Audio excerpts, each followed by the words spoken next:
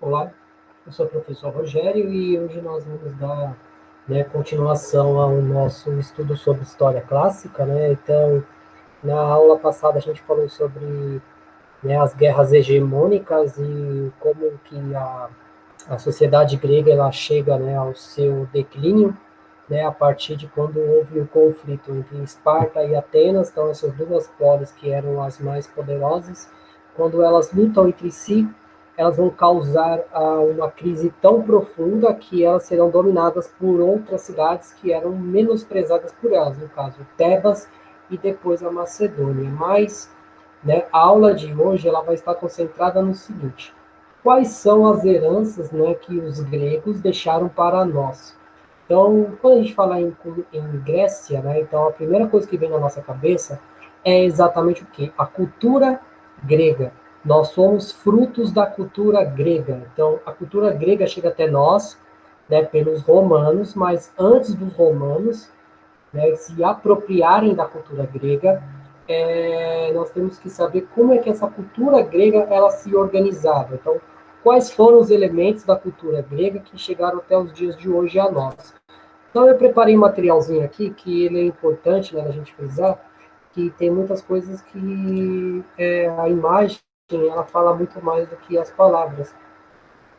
Então, muitas vezes, eu apenas falando fica muito abstrato, fica difícil da gente compreender de uma forma é, mais coerente, mais certeza sobre aquilo que nós estamos falando. Então, a cultura grega, as bases que formaram a cultura ocidental.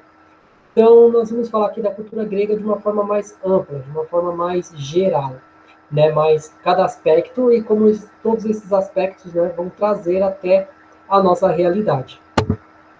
Então, a introdução, então a cultura grega é fruto das mais diversas relações entre as matrizes étnicas que dominaram a Península Balcânica até o seu declínio, consolidando uma civilização rica, deixando uma herança rica para os que vieram após o seu auge.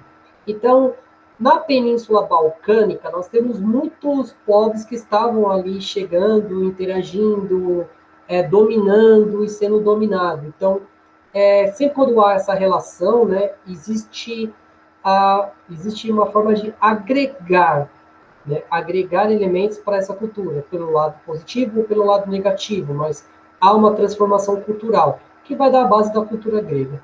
Então, a cultura grega ela é considerada pelos historiadores como uma civilização de grande esplendor cultural. Então, os gregos desenvolveram a filosofia, a arte, a tecnologia, os esportes e muito mais. Então, tamanha era a importância da cultura grega, que os romanos, ao invadirem a Península Balcânica, não resistiram e beberam nesta esplêndida fonte cultural. Então, no caso, os romanos, quando eles expandem o seu território, quando eles dominam também a parte da Grécia, da Grécia Magna, que foi quando houve a diáspora grega, quando os dórios chegaram na Península Balcânica, vai promover a diáspora grega. Então, nesse caso, quando os romanos eles têm contato com essa cultura e o seu esplendor, a sua magnitude, vai fazer com que os romanos eles se apropriem dos elementos dessa cultura, principalmente o alfabeto e a sua mitologia, que a gente vai falar um pouquinho mais para frente. Então, a língua. Então, a língua é um desses elementos que os romanos vão se apropriar. Mas a língua constitui de elementos mais importantes da cultura grega. Então, a língua grega moderna é descendente da língua grega antiga e é afiliada à parte do ramo grego ou helênico, da indo-europeia. Então, os povos que vieram ali da região da Índia, eles vão trazer esses elementos que vão ser a base para a língua grega. O primeiro grego escrito foi encontrado numa tábua de barro assada, nos restos do palácio de Cronossos, na ilha de Creta. Linear A e linear B são dois tipos das antigas línguas escritas na Grécia. Então, os gregos, no primeiro momento, eles vão herdar essa língua, essa escrita dos povos que deram origem à sua chegada né, ali na Península Balcânica, no caso, né, essa língua mais voltada a uma língua parecida com a língua com a escrita cuneiforme praticada na Mesopotâmia. Mas, né, o alfabeto grego, né, ele vai sofrendo influência dos elementos dos fenícios, né? Então, os fenícios, né, vão manter relações comerciais com a Grécia, fundando cidades também na Península Balcânica. Então, isso vai fazer com que, né, o alfabeto fenício seja incorporado à cultura grega, proporcionando uma ferramenta para a documentação de fatos, gerando uma universalidade da escrita, né, por sua simplicidade e dinamismo. No caso, né, o alfabeto, que o nosso alfabeto é uma forma de representação fonética, né? Então, isso vai fazer com que, né, a língua seja mais dinâmica e ela vai ser simplificada. Então, no caso, associando duas letras, né, nós chegamos a uma sílaba, isso vai fazer com que nós tenhamos uma simplificação na forma da escrita. Isso vai gerar uma universalização, né, dessa escrita e facilitando a sua educação. E isso chegando até os dias de hoje, facilitando também o dinamismo, né, de sua documentação dos fatos por essa escrita. Né? Então, aqui nós temos um exemplo, né, de uma pedra, né, com escrita, né, grega, e como é que isso vai ser, né, importante para a história da humanidade. Tanto é que quando nós estudamos o Egito, nós temos o exemplo, né, da Pedra de Roseta. A Pedra de Roseta foi um tratado que foi escrito em grego, em egípcio, né, egípcio hierográfico e o egípcio mais simples. Então, isso vai fazer com que nós possamos traduzir os textos egípcios a partir dessa pedra, porque nós conhecemos o grego. Se nós não conhecêssemos o grego, não seria tão simples assim a sua tradução, mas é uma herança que nós temos dos gregos. Né? Então, a religião baseada na mitologia. Então, para explicar as coisas do mundo, né, e transmitirem o conhecimento populares, os gregos criaram vários mitos e lendas. Então, as histórias eram transmitidas oralmente de geração para geração. Então, a mitologia grega era repleta de monstros, heróis, deuses e figuras mitológicas. Então, os mitos mais conhecidos são do Minotauro, do Cavalo de Troia, da Medusa e dos 12 trabalhos de Hércules. Então, quando nós trabalhamos essa visão de história, né, história com E em minúsculo, né, que não é uma história científica, é uma questão voltada mais para a mitologia, aquilo que nós acreditamos que existiu, mas nós não temos provas concretas sobre essa existência. No caso do Minotauro, né, nós sabemos que os gregos, no início da formação da Grécia, houve muito problema com os cretenses. Então, o Minotauro foi uma forma de uma lenda de explicar a dominação cretense sobre os povos helenos, os povos gregos. O Cavalo de Troia também, a Guerra de Troia, que também vai ser uma base para a formação de Roma. A Medusa, que é uma lenda, né, a partir de uma sacerdotisa do templo de Atenas, que ela será tomada, ela será seduzida por Poseidon, e como castigo, né, a deusa Atena vai transformá-la em um ser onde nenhum homem poderia apreciar a sua beleza. Então, todos os homens que observavam a Medusa se tornariam pedra. E os 12 trabalhos de Hércules, né, que também é uma associação desse grande herói. Então, os gregos eram politeístas, assim havia o culto, né, de uma grande quantidade de deuses e heróis, né, fato que gerava o controle da população por seus discursos e manifestações. No caso, né, então, fugia da racionalidade. Então, a questão da mitologia grega, ela trabalha essa questão, né, da criação dos deuses, né? Então, primeiro, né, dos titãs, né, que eram aqueles deuses primordiais, no caso de Cronos, Gaia, né, o próprio Prometeus, que foi um deus que trouxe a ciência, o fogo para o homem, né, que é um dos elementos mais importantes e uma das lendas mais trabalhadas na mitologia, a lenda do Prometeus. Então, o Prometeus vai ter esse cunho, né, de subversão, né, de trazer elementos que os Zeus não queriam que fosse trazida para o homem, que é o conhecimento e o fogo. Então, os deuses gregos tinham muita semelhança com o homem, né, assim como de sentimentos e necessidades incomuns. Tanto é que a maior parte dos heróis, as lendas dos heróis, que esses heróis eram semideuses. Então, como os gregos, os deuses gregos, eles tinham muita semelhança com o homem, então eles sentiam amor, desejo, fome, entre outras coisas. E quando eles se apaixonavam por um mortal, era normal se manter um relacionamento. E desse relacionamento dava origem aos heróis, no caso, semideuses. Quando nós assistimos ou lemos livros como Percy Jackson, nós vemos isso. Então, quem são esses personagens? São semideuses, são seres híbridos, metade homem, metade deuses. E isso, é uma forma também de justificar os elementos dos governos. Então, são aqueles que vão governar a Grécia Antiga, são herdeiros desses deuses.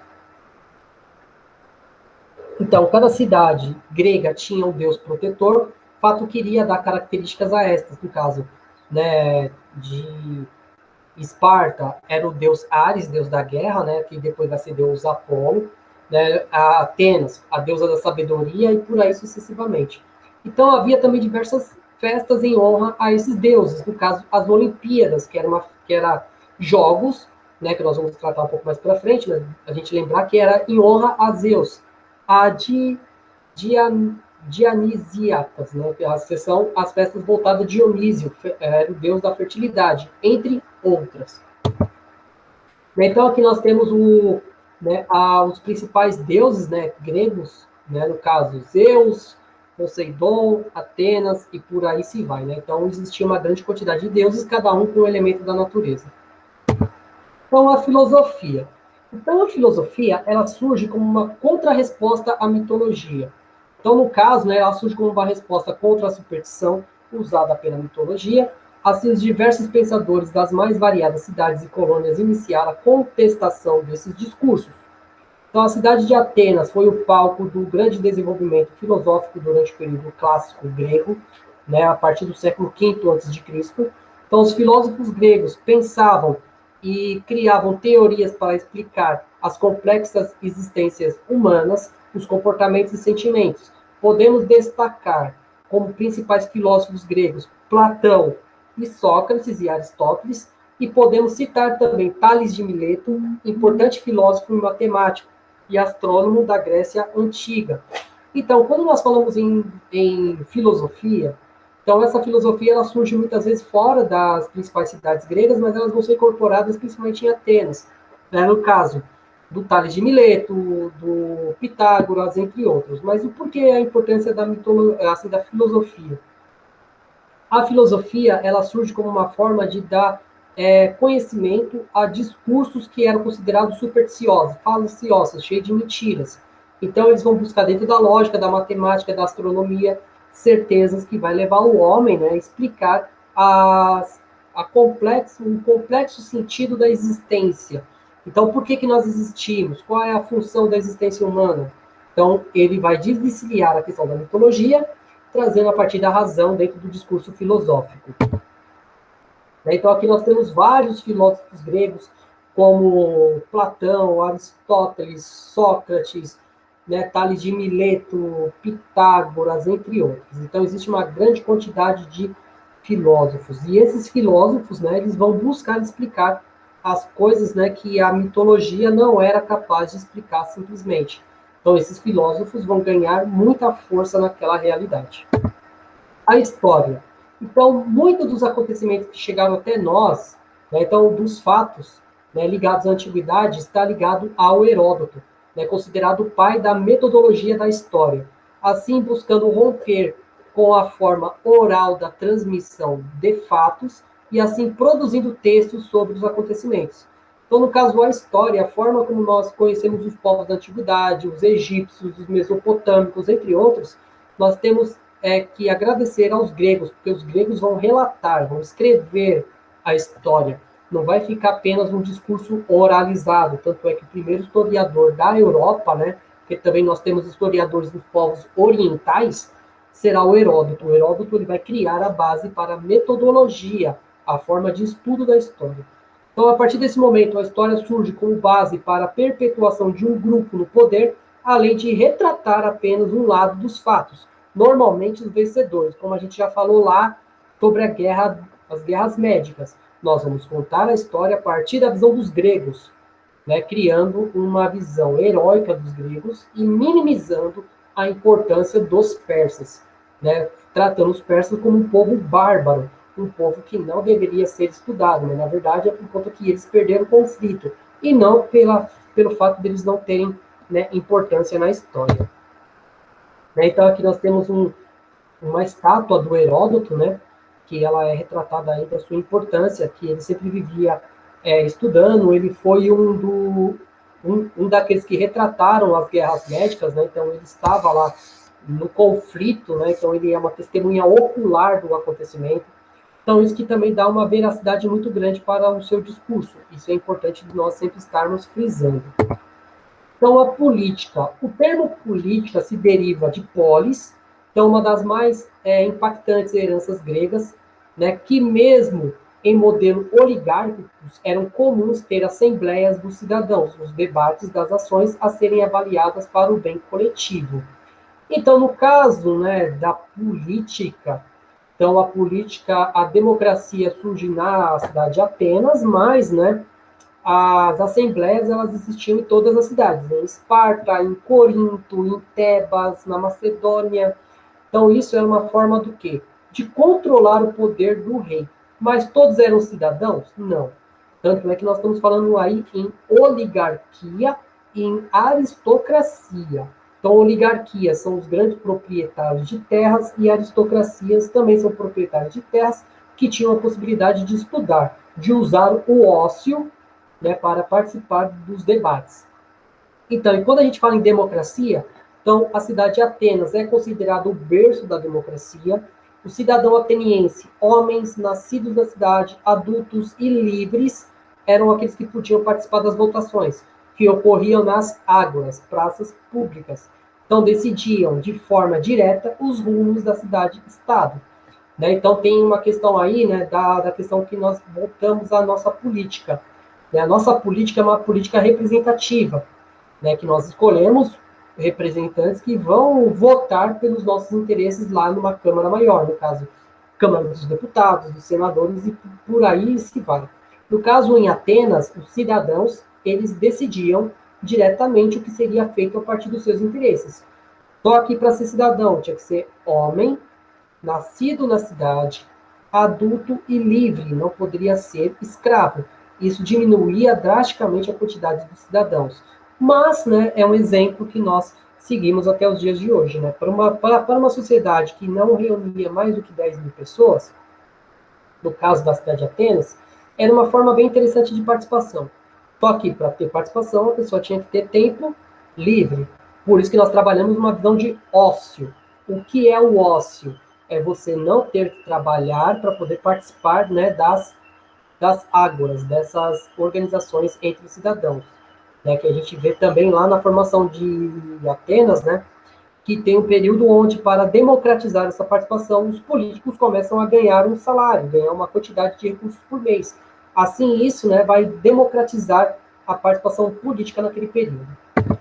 Então, aqui, né, nós temos um exemplo de ágora, né, que é o quê? Uma pessoa que iriam discursar, iriam discutir a forma política dentro daquela cidade. Então, seria uma participação direta. Então, a política não dependeria dos interesses de terceiros, mas sim daquele, né, que está ali dentro daquele discurso. A arte. Então, os gregos eram excelentes escultores, pois buscavam retratar o corpo humano em sua perfeição. Músculos, vestimentas, sentimentos e expressões eram retratados pelos escultores gregos. Então, a arte plástica da Grécia Antiga influenciaram profundamente a arte romana e renascentista. Né? Então, no caso, a arte grega ela tinha muito a questão da perfeição. Né? Retratar o homem em sua magnitude, dos músculos, né? Sempre retratando a perfeição humana. Né? Isso trabalha uma questão também voltada, né, que nós vamos levar em consideração dos retratos, quando nós, né, assistimos filmes, né, sobre os gregos, nós sempre trabalhamos os gregos como se fossem visões ideais, e não concretas de uma forma humana perfeita, e não, né, trabalhando as suas imperfeições. Então, as suas maiores manifestações estavam ligadas à escultura e ao alto relevo. Né? Então, a escultura em mármore, entre outras questões. Então, as pinturas gregas eram realistas e antropocêntricas. Então, retratava as figuras humanas, cenas cotidianas, batalhas e deuses mitológicos, entre outros. Então, é uma visão muito mais do seu cotidiano. Eram trabalhados, né, eram realizados em cerâmica, vasos e potes. No entanto, também eram disseminadas, né, nas paredes das construções gregas. Né? Então, hoje, se nós falamos de Partenon, né, o Partenon foi um templo, né, voltado à deusa Atena, e ele foi depredado com o passar do tempo. Né? Tanto é que os seus altos relevos, que estavam no topo, nós podemos encontrá-los no Louvre, no, no Museu de Londres, porque esses dominaram, assim, quando a Grécia ela entra em declínio, né, os invasores começam a, a roubar as suas obras de artes, né, como uma forma de troféus, né, de sua conquista. E muitas dessas obras vão parar nos grandes museus europeus, como o Museu de Paris, o Museu de Londres, entre outros. Isso é um problema muito sério, levando debates, né, pelo pertencimento daquelas obras até os dias de hoje. Então, aqui, né, nós temos um alto relevo, né, que está no Museu do Louvre, e isso é uma das obras que está sendo discutido sobre o pertencimento, isso quer dizer, se vai ser devolvido ou não, né, para a Grécia. Vem a arquitetura. Então, a arquitetura ela se desenvolveu a partir do século VIII a.C., sendo inspirada no estilo jônico, né, e dórico e coríntio. Né? Então, nas construções gregas, os materiais utilizados eram pedras, mármores, madeira e calcário.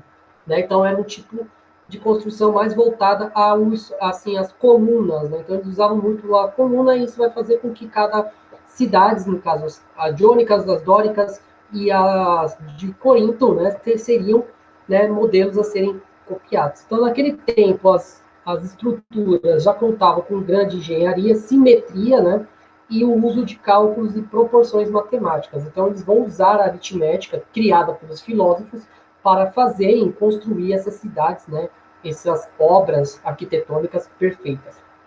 Então, na arquitetura grega, se destacaram-se os templos, geralmente localizados nas regiões, né, diversas celebrações, acontecimentos civis, eventos esportivos e o culto dos deuses, da qual, né, se destaca a Acrópole, o Partenon, em Atenas, na capital grega.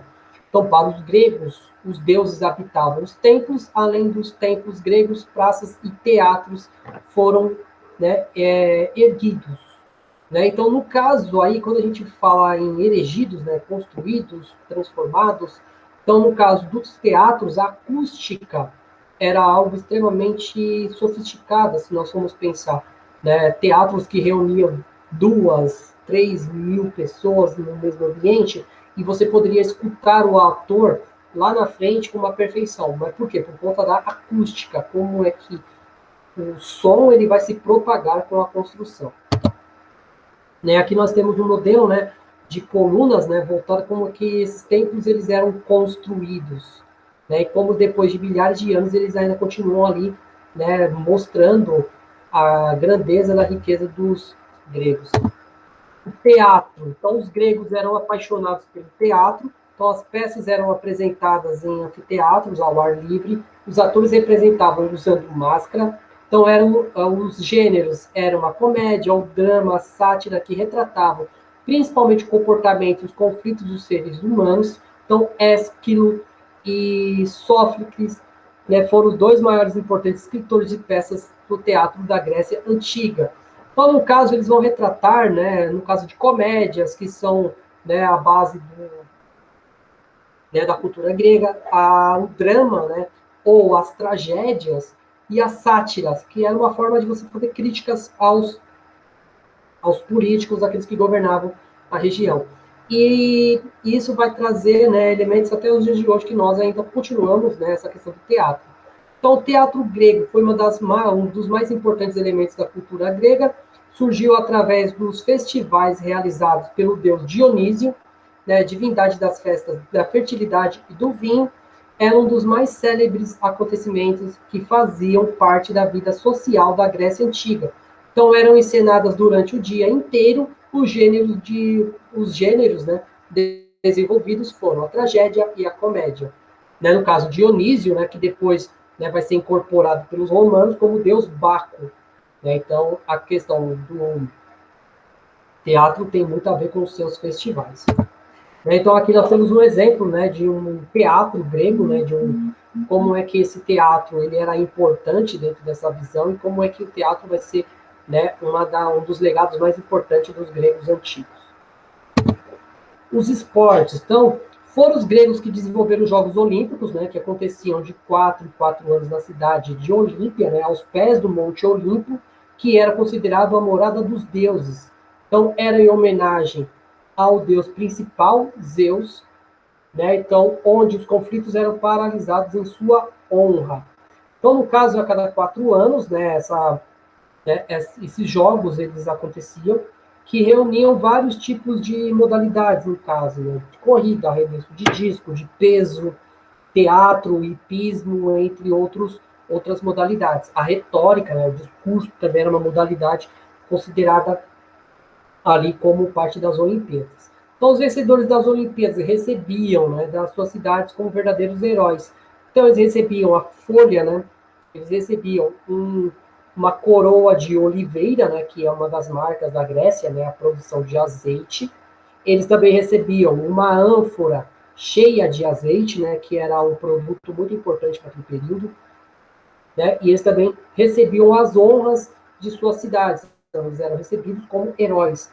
Né? Então, as mulheres também competiam, né, em modalidades como o teatro e o hipismo. Nas demais modalidades, era marcado o domínio dos homens. Então, as mulheres participavam em poucos eventos, mas em eventos mais voltados à questão da inteligência, entre outras questões.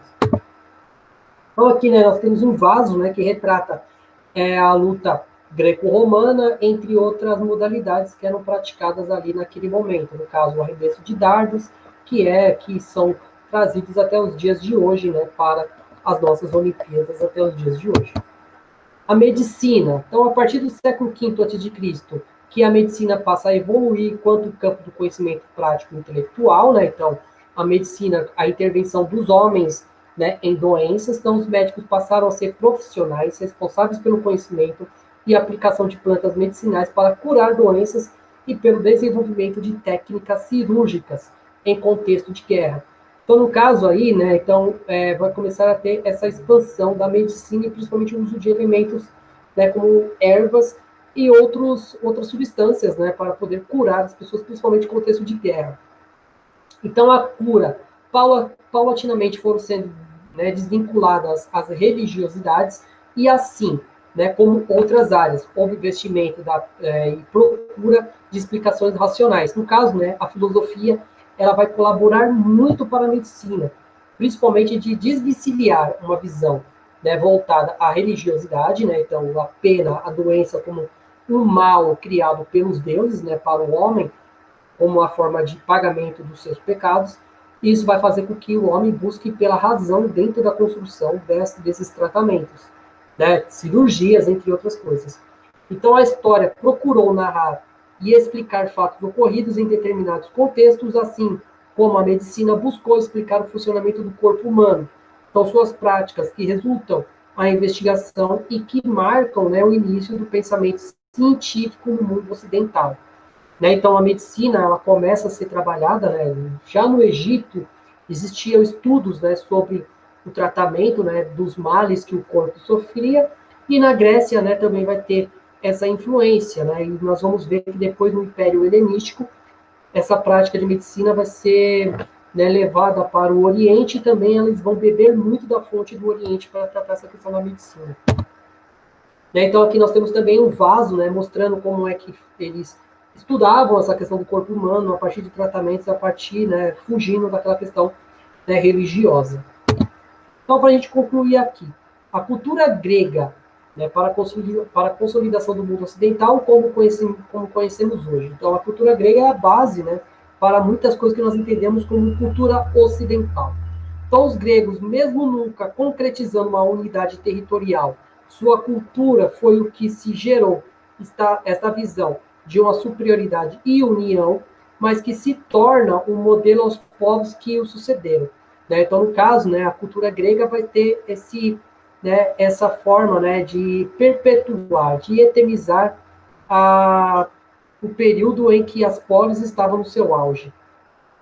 Então, usamos muitos dos seus elementos culturais até hoje, né? Então, sua colaboração sempre será lembrada nas mais diversas ciências, além de que, após a dominação da Macedônia, a cultura helenística vai ganhar uma outra dimensão, ampliando sua sofisticação, com o contato com os povos do Oriente, com a campanha de Filipe II, depois de Alexandre o Grande. Né? Então, a cultura grega ela vai ganhar uma outra dimensão a partir de quando eles têm contato com as culturas orientais.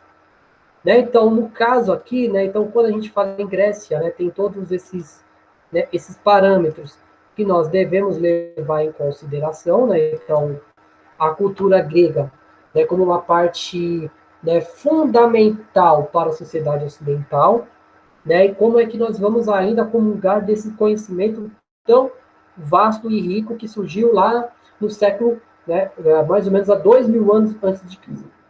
Bem, gente, acredito que tenha sido isso. Vamos ler os materiais que estão postados no Google Class, os acontecimentos, né, entre outras coisas, as outras videoaulas, né, que também é importante a gente pensar das várias formas de discutir esse tema, né, quanto mais conhecimento, melhor. Então, agradeço a todos. Qualquer dúvida, estou disponível, né, pelos veículos de comunicação que nós já estamos usando, o WhatsApp, o Facebook, entre outros, ou pelas dúvidas dentro do chat aqui do YouTube. Muito obrigado e até a próxima.